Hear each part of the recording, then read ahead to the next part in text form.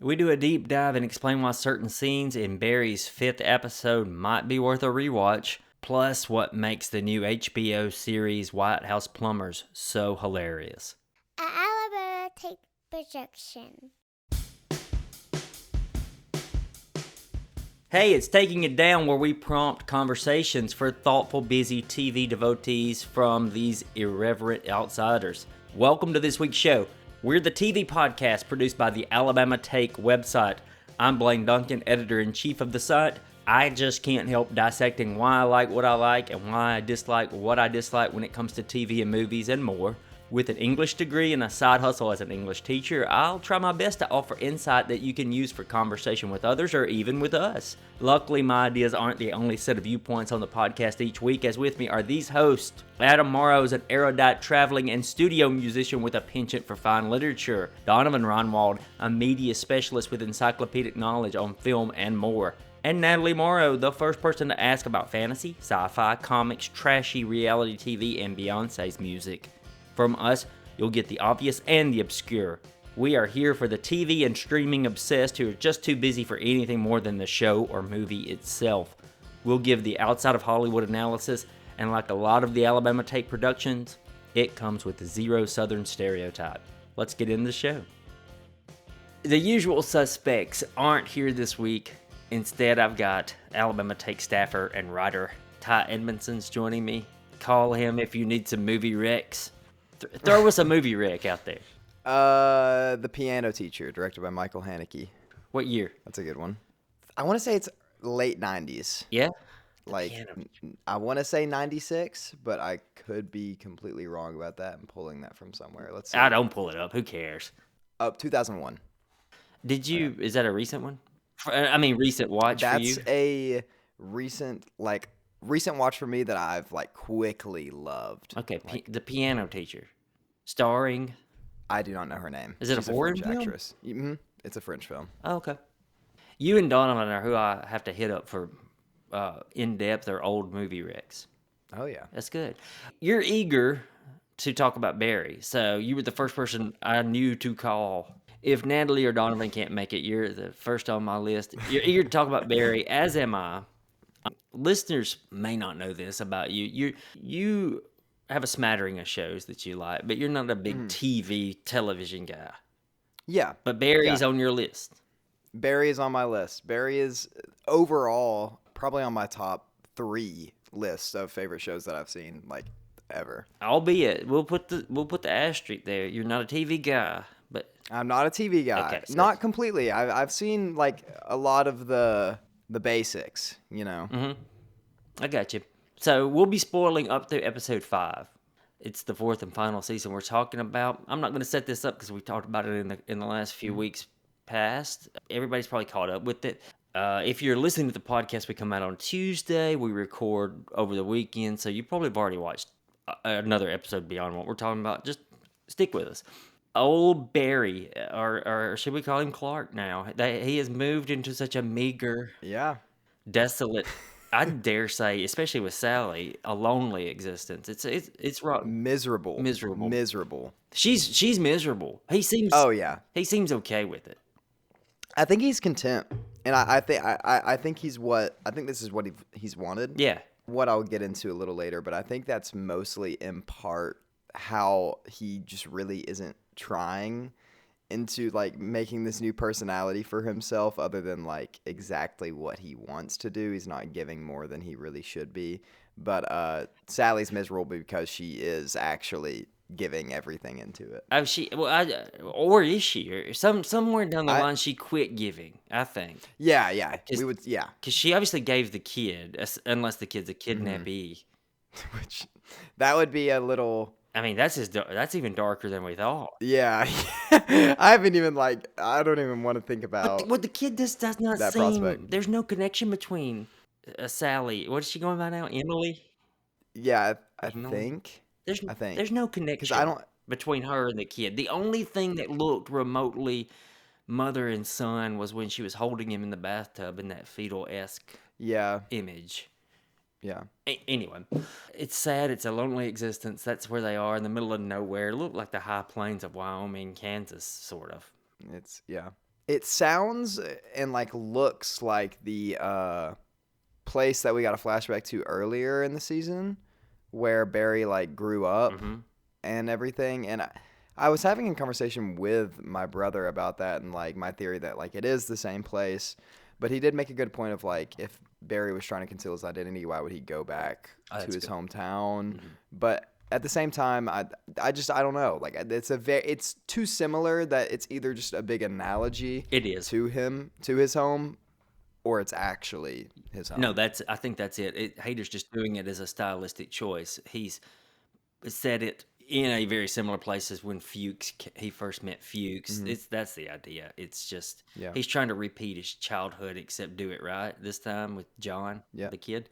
I mean, we've got a lot to talk about just with this episode alone.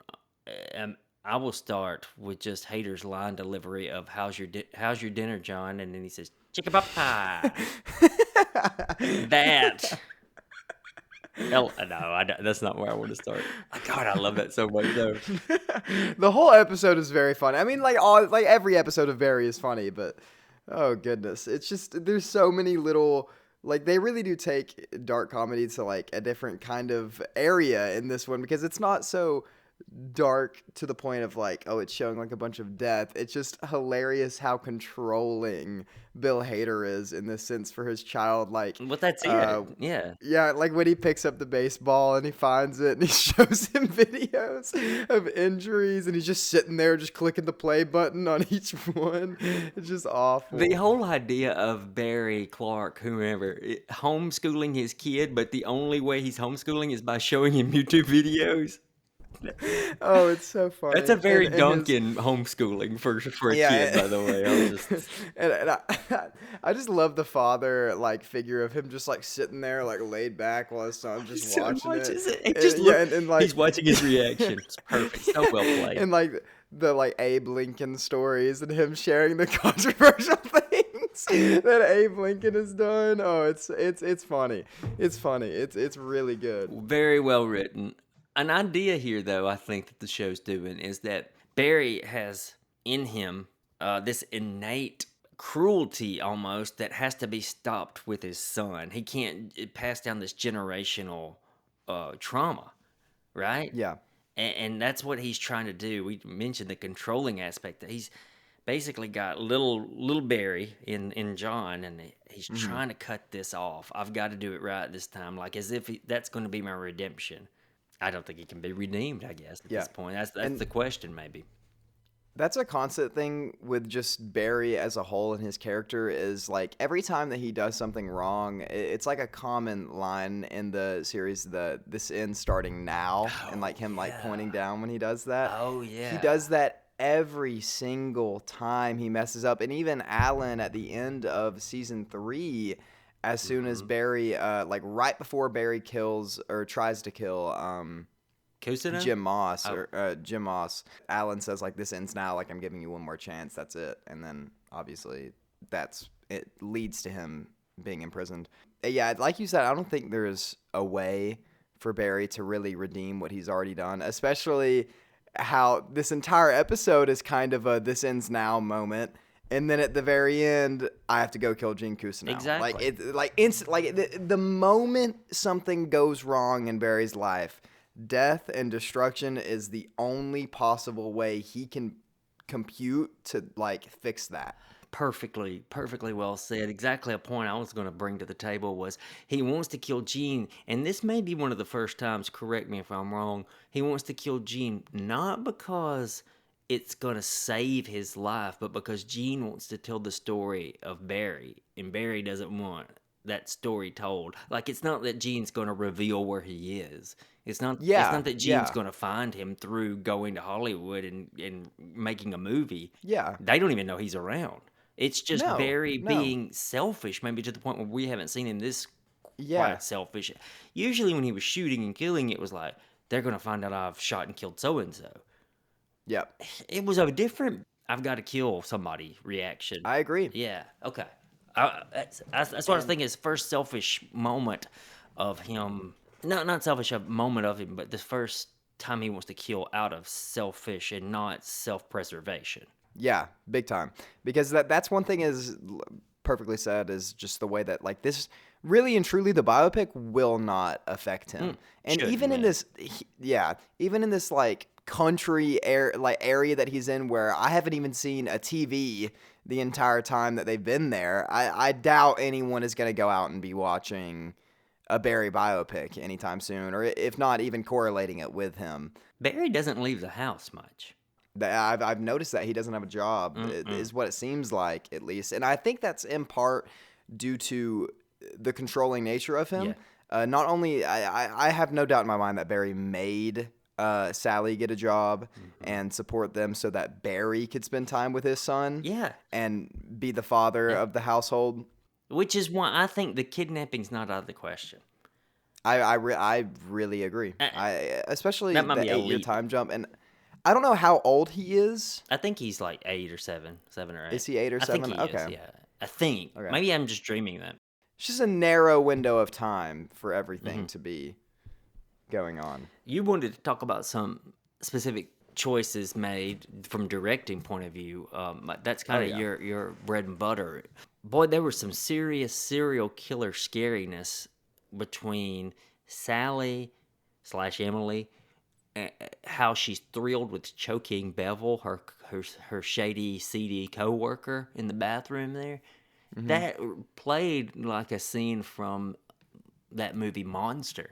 Did you ever see that with Charlize Theron, where she's just totally changed her look? And Oh, goodness. That sounds so familiar. it's a biopic too, in a way, or a true crime on I've heard of this. based on a real person a real lady who was a serial killer, one of the few. Anyway, that scene does have that serial killer vibe, as if it's from a serial killer movie, except this time it's Sally doing it, and it harkens back on her being abused, and she's getting such a rush out of this because she's finally getting a chance to choke the guy again. Yeah. Because the one time she did get to do it, she killed somebody in season 3. Even you going on about this kind of serial killer vibe that you're getting from that, I even get I haven't seen the show, but I know exactly what it's about. I even get kind of a Dexter like idea from her, because something that I picked up on immediately is you see Sally in the conversation before with this worker saying like, oh, have you ever done anything like that? Have you ever killed anybody? Have you ever shot anybody like that? And then instantly she takes that aggression out on him almost immediately. And to me, I see that as a way for like Sally conquering what you even said of her being abused, and conquering the type of like violent men that she's been stuck with her life and like constantly had to deal with. And this is her like not necessarily small, but like way of, even though it's not directly affecting Barry or her past I forget his name, or her like ex-husband who abused her. I forget. Who abused her. It's still a way for her to feel like she's somehow deterring this violent person from doing something like that to either a woman or even like other people down the line, because he's frightened instantly. Yes. Like he begs basically for his life. She's scary in that scene. She's choking Barry as much as she's choking Bevel. And the fact that they chose Bevel as a name is probably as fitting as a really weird choice. That's as fitting as anything. We got this motif running through the episode of great people who have big flaws. That's the way TV viewers probably view Barry in season 1. Like, oh, he's still okay. He's just got this flaws of a serial killer. And we've all seen these shows where you're thinking, but I pull for Tony Soprano. But Tony Soprano murders people every week. It's tough if you are legitimately concerned about your ethics, but at the same time, we know it's fiction. You know, we can drop that. But there's this theme of people not being whom you initially believe. In Clark's stories about war, he's a medic. He's not the murderer. He's not, in war, he's not the soldier who kills. I really thought that was well stitched. I agree. Alec Berg, Bill Hader writing on this. Man, I just love little things like that where they're sprinkled throughout, and then at the end or at the end of a season, you just see the needlework of the whole blanket. Bill Hader in general, just the way that he is in this episode is like fantastic, especially with what you're saying of comparing like the bad things that historical figures have done with like the way that like Barry and like the viewer sees Barry in like the first couple of seasons in the show as like kind of a lovable guy, but in reality, like he's done awful things. My favorite thing about this episode and like relating to Barry is the fact that Barry and Sally are technically both still living their dream and they're acting every single day. Like they're pulling off this role of completely different people than they've started, and that's what they've always wanted. They've always wanted to act, especially Barry. And one thing that I found so amazing that Bill Hader wrote in was the way that Barry is so excited to tell his son this story of his military experience in his own way and puts out like the plaque in the desert for him to like go and get. And like it's this theatric. It really is. He sets up this theatric in a similar way that his classmates were setting up the theatric and acting out what actually happened that day where he shot and killed like that innocent person, and they were acting out the time that he first got his first kill, like sniping. And instead of Barry gaining this kind of emotional resonance through that like story to further like act and like get this kind of like reason to keep acting and like this emotion from this story, he instead tells a complete lie about the story to similarly gain a feeling of wholeness. And he feels as if he can tell his son and make him believe this and keep this acting persona up, then it's basically just the same as telling Gene this and Gene telling him to act it out instead, which I found really interesting. It goes right back to him needing to kill Gene at the end because Gene's going to tell his story and he's not going to have his role, so to speak, in it. Sally's getting to act every day. She's putting on this country accent or whatever you want to call it, Midwestern even. Maybe, I'm not exactly sure, but it's just a weird. It's something. It's something. It's not Sally. Well, she is kind of Midwestern. She's from Missouri anyway. She's putting on a wig, but boy, she's not acting in the roles she wanted. You know, the mega girl roles or the Joplin show on the streaming channel. I think my favorite thing about this is that it had this stylized presentation that's reminiscent of how a lot of shows do dreaming.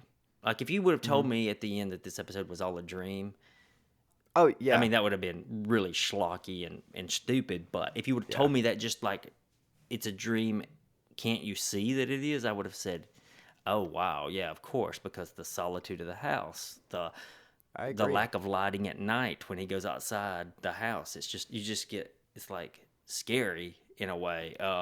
The desolation and even Sally and when she's as Emily and she's pouring coffee or about to serve the guys, that shot is askew to where you can only see the guy's head. It's kind of we're cutting off this guy's head kind of thing. All he does is look up and nod, and then we get Sally in the corner. It's just that shot is just a bit abnormal. Like a dream, like when you're in a dream, you don't really recognize anything. Nothing is recognizable the same way that this environment that they're in, it's never stated where they are. Yeah. It's never stated, even the time jump isn't even stated how like long the time jump has been. I think it may be like lightly, but I know Bill Hader has confirmed that it's 8 years. They say that might be where I got his age from, because they say 8 years old, maybe. I'm sure they do, but even that is like lightly mentioned, and it's never said like in most shows it'll show like a title card and say like Western Missouri or like something like that. Right. But here that's never stated. The only shots you see of the outside are a barren like desert almost, and then when Sally's outside at a gas station and it looks abandoned and run down and there's no cars in sight, it's just Sally. And I really like the feeling that you get from this episode, which is you feel the same way I think more how Sally feels, which is completely and totally alone. There's this one shot that I've talked to you about, which is possibly my favorite shot in the entire show that I've noticed so far, because how immediately I picked up on what Bill Hader was doing with directing it. And it's the shot where you first see Sally putting on her wig. Her back is turned to us, and there's a mirror that's showing her face. And then in the window, you see Barry playing with his son. Oh, yeah. And he's jovial, and his son is happy, and they're just playing and throwing a ball back and forth. And Sally is completely silent and putting a wig on. And the audience at this point is confused at why Sally's putting a wig on and why Barry just has glasses on, and that's the only thing he's doing to put forth this kind of act that he's holding on. While Sally is getting ready for work and having to go through this entire process of doing her makeup and putting her wig on and making sure everything is right, Barry is just kind of in the distance playing with his son and like not worrying about what's going on, and he's just being a father while Sally is having to go and worry about everything. And I think it's fitting that Sally is the one that is discovering that Jean is trying to make a biopic about Barry.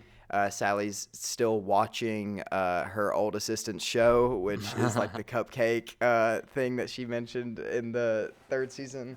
And I just think it's really fitting that Sally is super disconnected from whatever is going on right now to her, but super still connected to everything that is happening and what she once had and what life she once held. Yeah, no. That even kind of plays into how the scenes change from one to the other. This is an editing trick that they do. It's not a trick, the editing choice they make. Usually with any show, you get almost a quick, unnoticeable edit. Here you get a whole black screen where each scene is separated from the next very blatantly. It's just reminiscent of how probably Sally is disconnected from everything. Maybe, I don't know. It's almost like these are vignettes you're getting rather than a cohesive show. That shot of her in the bathtub, to me, the prison with the kid almost. That's gorgeous too. It is. You could really break down this particular episode, something, I don't know, shot by shot. Yeah. You could do scene by scene. Nice flip from the previous episode where instead of almost no Barry, you get all Barry. Mm-hmm. And then you get almost no other characters other than Jean at the end tacked on. Yeah. What else you got for us? Are there any? I know you want to talk about a few shots. What other ones you have? I really like that when you brought up with it was so noticeable, and I'm glad you brought it up with her with the wig and then the juxtaposition. I also like the one where Barry is standing outside with like the gun, and he's standing there, and if I remember correctly, after it cuts from Sally laying in the bathtub with her son, it's like daytime. And Barry is still standing in the same exact position. That's with the same framing and everything. That's right. And I love that so much because it shows, like we were talking about earlier, how Barry is still so animalistic and ready to be violent that he's standing out there just waiting for something to happen for him to shoot at, and that's it. And I think what ended up being knocking with some children is what I assume is someone playing a prank, because I heard kids laughing in the distance whenever he walks outside. And the fact that he definitely heard that, but he stays. Yeah. Like he's ready for anything, and he's ready to be violent again at the drop of a pin, which I thought was really interesting. And one just like final thing that I saw on Twitter, and I'm completely stealing this from someone, but I saw someone make the really cool comparison that you may have made, but I didn't even catch, between Clark and him putting a pair of glasses on and being a new person, and Clark Kent and like Superman, and like how Clark Kent just puts a pair of glasses on and he's Clark now, and then takes them off and he's Superman. And like it's like he does nothing else to hide his identity, and it's kind of a like long running joke in like the superhero community that like all these superheroes are wearing masks and stuff, but he just wears a pair of glasses the same way. That's literally all that Barry does. Hey, Barry doesn't put on a new accent or anything. We'll give Barry a little credit. He did put the beer belly on. He did do that. Maybe unintentionally, but he did. A little sitting around the entire time. Oh, yeah. Yeah. We had the last 2 seasons were large swaths of him doing things out of self-preservation, but it's just next level here. It's not so much self-preservation. It's just control. We'll begin our wrap here on this episode of Barry. Would you watch Larry Chowder, Magical Boy? Larry Chowder. What a name. Mega Girls 4. I'm sure we'll watch Mega Girls 4. I'd check Mega Girls 4 out. Okay. Me and my family were laughing at that as they popped up because of it's that. I mean, that's what it's become at this point. I mean, let's be real. That's what movies are. Luckily, we don't have to pick. But what would you prefer? The version of the show Barry where we get all the other characters and a little Barry at the end, or do you like all Barry and a little of the other characters at the end? I think I like I don't want to give up NoHo Hank, but I Yeah, think I like All Berry I do just too. because it's so complex. He's a very good character, and Bill Yeah. Hader is fantastic, and I cannot wait to see him act in other roles. Yeah. I might have said this last season. I think it was last season with the episode with the dirt bike going down the interstate in California. Remember that episode? Yes, that's one of my favorite episodes. I think by I said far. it on this podcast that I would not be surprised if Bill Hader's winning an Oscar in 6 years for a movie, Absolutely. and Absolutely. and that would be awesome. A shame that he wouldn't be in front of the camera as much, but still cool. He seemed like a cool cat anyway. Oh yeah. We're going to take a break. We'll talk some White House Plumbers. Stick with some HBO shows here. White House Plumbers on the other side. If you're a book lover, no one has to tell you the wonder and excellence of a great book. But finding someone to talk about it? That's sometimes the problem. Well, not anymore. The best book podcast is here. Find Check Your Shelf one Wednesday of each month on thealabamaTake.com or in any podcast app. You'll hear host Jamie Hanna and guests give a pleasant, insightful version of a book club as they cover notable reads every month. Subscribe where you get your podcast or simply go to the Alabama Take and find Check Your Shelf. Okay, next up on our podcast, we're going to talk HBO again. I swear to y'all, we are not an HBO podcast. The last 2 weeks, that's all we covered. But they're still doing pretty good television. We'll see if it changes when they go only Max or whatever they're going to Oh do. goodness. I hope the quality doesn't drop. That everyone online seems to be scared that might be the case, but here's hoping. We're going to talk the 5-part miniseries White House Plumbers. It stars Woody Harrelson and Justin Theroux. Two of my personal favorites. Don't know. We'll let Ty chime in. You're a Harrelson guy. I love Woody Harrelson. Man. He's been in my second favorite show, which is True Detective Season 1, and that is a performance of a lifetime for him, in my opinion. I absolutely love him in that role. See, I was And so Matthew hoping you were McConaughey. going to say Cheers. He is so good in Cheers. Hey. I don't think I've never seen it. I've never seen it. Right before you go to bed tonight, watch an episode of Woody as Woody in Cheers. Yeah, one of his best roles. Woody Harrelson is in it. Justin Theroux's in this show, White House Plumbers. Woody Harrelson plays E. Howard Hunt, real person, and Theroux plays J. Gordon Liddy, real person. And I remember Gordon Liddy a lot. Really? Yeah, I do.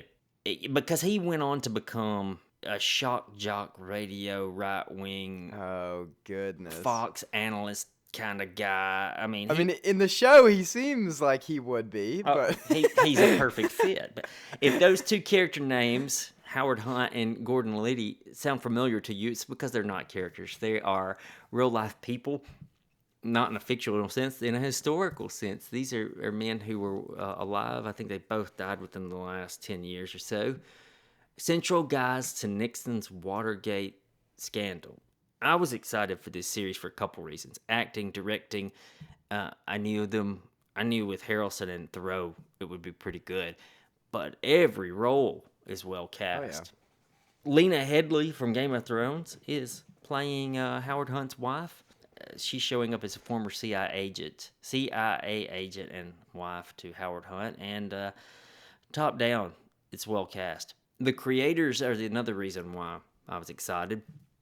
They are renowned for Veep, which I never watched all the way through, but I know that it was funny when I did watch it. It's Alex Gregory and Peter Hewitt, I think his name is. And the last reason why I was super excited and I just dove right into this show is because I think a lot of people know Watergate scandal, but if you're like me, you just kind of sort of know the outline. You don't know. yeah. And so far, this show is getting a lot of it supposedly right. We're going to spoil the first 2 episodes starting now, so just in case you're not caught up. What was your opinion of the first 2 episodes? I thought it was really entertaining, especially since it's a a show and a topic that I really wouldn't normally like watch something, but the like 5 episodes really intrigued me because I didn't want to have to stay for too long, and Woody Harrelson also intrigued me. But I also love the opening like scene of the first episode really like hooked me, and I was like, okay, this will be very interesting because I just love that it says like this is a true story and we're not blurring like any names because most of these people are guilty, which is hilarious in and of itself, but it's also very true. And I also did not know that there were 4 attempts to break into Watergate, which is extremely hilarious and played for laughs in the show, and it's done really well. But I also was very interested in this because you never ever, at least what I've learned in class and like government class, and you know how it is. But you never learned about who was behind Watergate. Or what they did even beforehand and how they were connected to the whole scandal. You just learned that Watergate happened and it was a bad thing and people got caught, and that was about it. Nixon had to resign. That's about it. Yeah, that's it. Hunt did 33 months in jail for this, and Liddy did 53 months in federal prison. I did not expect this to be as funny as it was. It was. The first episode especially. I'm going to stick with the first episode for a second. I love bumbling idiots who think they're way more intelligent than they are. I have that written down. About how actually idiotic they are, and how played up for laughs it is, which I just love about this show so far. The moment I was sold on this show, and I thought, well, I'm going to watch all of this no matter what, was rather than putting on Gordon Liddy. Gordon Liddy has over Howard Hunt, and he, rather than putting on jazz or some kind of nice music, he puts on a Hitler album, like Hitler speechifying, and it is so loud that they're just yelling at one another in the living room over Hitler.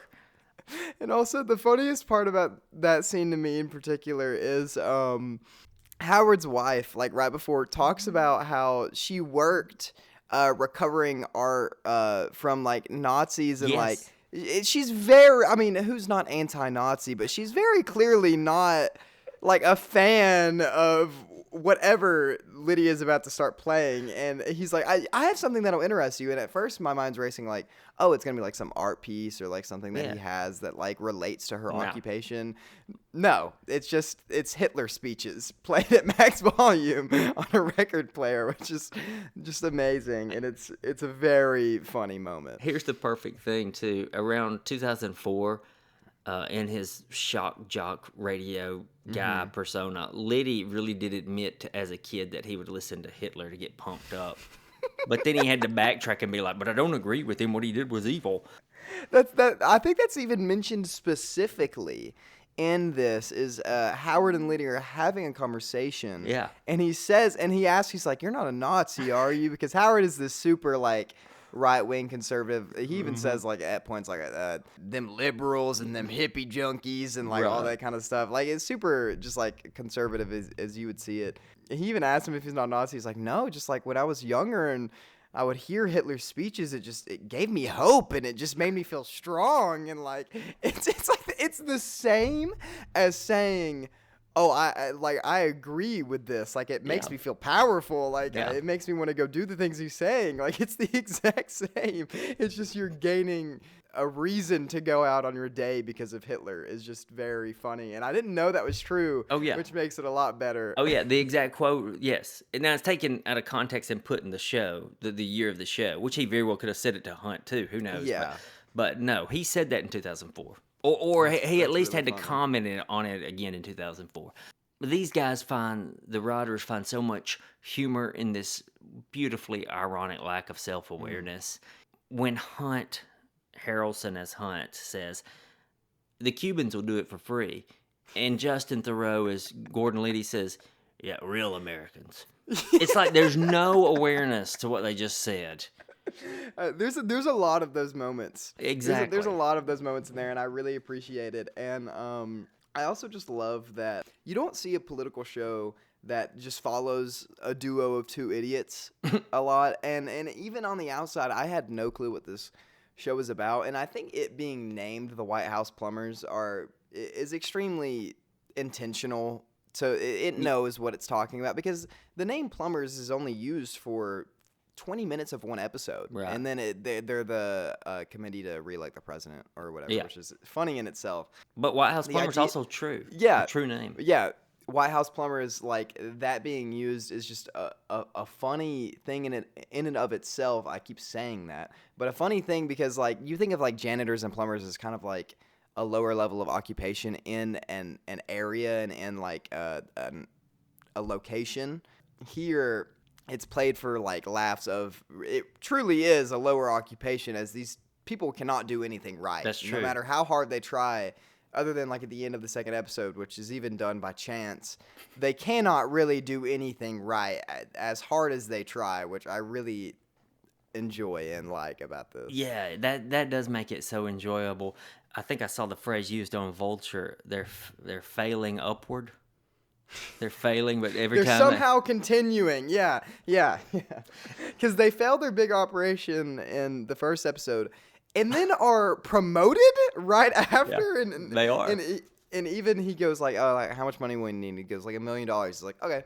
yeah, And then they just walk out. Like, they're so trusted after failing something so huge yeah. for the government, which is really funny. Now they get that taken back in episode 2. Yeah. Man, episode 1 was just the perfect tone for this because they're buffoons, and that is such the way it is in politics still to me. Yeah.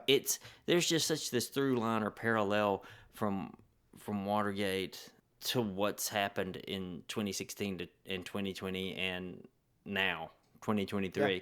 I mean, take Trump on CNN just last week.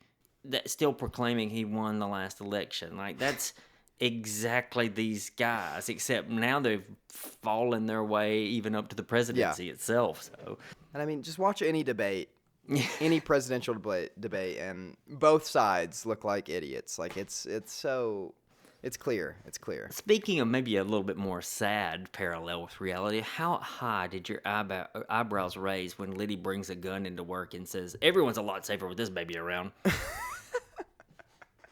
It's like, oh, I was. that's I exactly loved, what we're dealing with. Yeah. It's obviously satire on everything that's going on right now and how readily accessible guns are and how often mass shootings happen and shootings in general. But I also love. He's so fascinated with it. Oh, it's German. It's lethal. It's silent. But like it can get the job done quickly. And like he's inspecting it and stuff. And it mimics a lot of what we see with how stupid people can get guns very quickly. And That's so well said.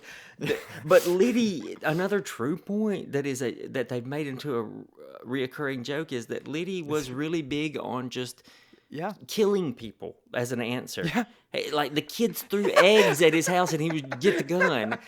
He presents all these posters to John Mitchell and he's like, "Well, we could kill him. We could take him to Mexico and kill these guys." Liberal opponents, let's kill him. Kill Jack Anderson. The guy says, "Go," and he leaves. And he instantly. That was my favorite part. That was the funny. That had me genuinely dying out laughing. Yeah. Is when he goes, "Oh, like what's something we could do to like really just get the stop?" And he's like, "I'll just kill Jack Anderson," and he just instantly turns around and leaves. And he even suggests killing the woman that that's right. I forget her name. Yeah, he even suggests killing her as well. That Dita Beard ends up the wrong thing happens with the memo and Jack Anderson and everything like that. He suggests killing her as well. But like you said, I love seeing him, his house getting egged, and you can see him like in the background of this Hitler speech still going on, and then trying to have a conversation. He leaves. And he's running. Yeah, he leaves and he's running around like in the back trying to look for him. I encourage you, if you haven't, anyone listening, anyone watching, you, Ty, go watch just a 2-minute segment of Gordon Liddy talking, and Thoreau's playing this note perfectly. Is it perfect? Oh my goodness! I know that actors shouldn't just shoot to imitate or do a caricature, but God, he's just nailing it. It fits so well with the idiot that Liddy was. So Yeah. why not do it exactly like Liddy if you can? And he looks like him, a young G. Gordon Liddy. The second episode drops a little more of the slapstick stuff, which I found very, very funny. I did think that the second episode wasn't as good. It was a bit slower because of the lack of slapstick humor. But it's probably more accurate that Hunt goes to the bedside of Dita Beard and persuades her to change her story under oath. That's true to life, but it was totally different than some of the first episodes. I get that you got to have it in there. It's Harrelson getting an opportunity to kind of add a layer to Hunt, maybe, because it was hard for me to dissect. Is he playing this as a man who sincerely knows that family's important, or is he playing this as a guy who really does not know that he's missing his family right there? That's something that I really enjoyed about this episode is the idea that you don't know if Hunt actually believes what he's saying in the way of family comes before country and family comes before like your workplace and everything, because he's not showing that in his actions whatsoever. And even at closer to the end where or I think this is actually before he has this conversation with her, but it is where he thinks that solving the problem is just kicking the door down and rushing into like his daughter who isn't listening to him and refuses to come out of the bathroom that she's locked herself away in. Yeah. He believes that like that shows that he cares, that he's just gonna violently kick the door down and save her that way, which obviously isn't really like in a physical way. Yeah, he's getting to her, but he's not actually resonating with her, which you see at the end of that episode when they have a very unexpected anger clash just from him getting mad. Yeah, of Scrabble, just from him getting mad about the rules. Well, there it is again. You get this irony of him demanding you play by the rules of Scrabble, but he is not playing by the rules of the nation, of law. And I'm sure so much of this is real. These people are, like, there's so much cognitive dissonance with them. Like, I follow the rules with Scrabble, but then you're breaking the law just 5 hours ago. And in his exact quote, there's like anarchy without law, or there's like no order without law, which he hasn't been following the law this entire time throughout everything. No, it's good to make Harrelson the smarter of the two dummies, the more reasonable. I agree, and of Dumb and Dumber here, especially when normally you would kind of see Harrelson in general, just the attitude that he carries on as kind of the dumber, like Southern conservative, and like, but in reality, he is the smarter of the two. It goes back to him on Cheers. If you watch him on Cheers, he plays the complete idiot, the Midwestern boy from a farm. It's so good. Oh, Dita Beard, by the way, did you recognize that actress? Do you know Kathleen Turner? I don't think I do. She's really made up differently in this. As soon as she talked, though, I kept thinking, is that Kathleen Turner? Wait. Very famous actress, early 80s. Oh, I definitely I'm have sure you've seen her in something. I did not know that was her, though. Yeah. Like, I didn't. Yeah. I know. Well, she's also older, but they have her made out to look like a Dita Beard in a 70s, bit of get up. To me, this show's about, it's about that scene with the Scrabble. It's about men who make their kids play by the rules when it comes to board games, but not so much themselves when it comes to actual laws. And I think that's what we're dealing with still to this day. We're governed by people who demand we play by the rules, but they don't. I also think that's interesting when you look at when Liddy is introducing his children to Howard. He is like making them say like, like, welcome, like, we're so glad that you're here, and we know you worked with the like CIA and the FBI, and like, we're so excited for you to come here. And like, it's such a funny contrast when he's doing all that for his children, but he's genuinely advocating for murdering people just to solve political problems. Yeah. Very minor political problems. In some cases, yeah. So we know where this ends, but it's the getting there. Yeah. Boy, it's fun. I'm glad you're enjoying it because I kind of talked you into Yeah. this one just to have us a second segment. But you're right, it's Yeah. 5 episodes. I'm in it. I'm in. And it's funny. Oh man, it's sometimes that's I think the scene with him putting on the Hitler record will live with me forever. It's great. That one came unexpected to me, and I really really enjoyed that. It's almost like a Farrelly Brothers movie or like something out of Airplane. Yeah, where it is. They're It is. shouting at each other, and then you got kids outside throwing Yeah. eggs, and he runs and gets a gun. It's Hitler still Yeah, blasting. it's everything going on at the same time and nothing making sense, but it's still like even his wife is acting like everything's normal, like this is like a normal Yes. night, like nothing's Yes. happening.